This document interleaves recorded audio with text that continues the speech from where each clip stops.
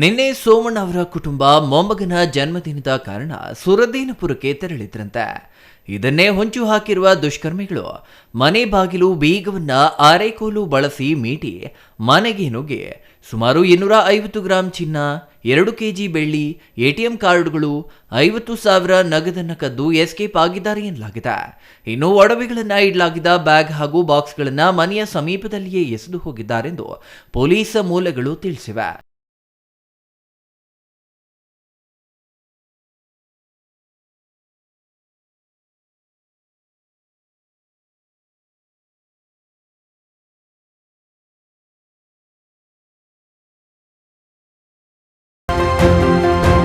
ಇಂದು ಬೆಳಗ್ಗೆ ಸೋಮಣ್ಣ ಮನೆಗೆ ಬಂದು ನೋಡಿದಾಗ ಕಳ್ಳತನ ನಡೆದಿರುವುದು ಪತ್ತೆಯಾಗಿದೆ.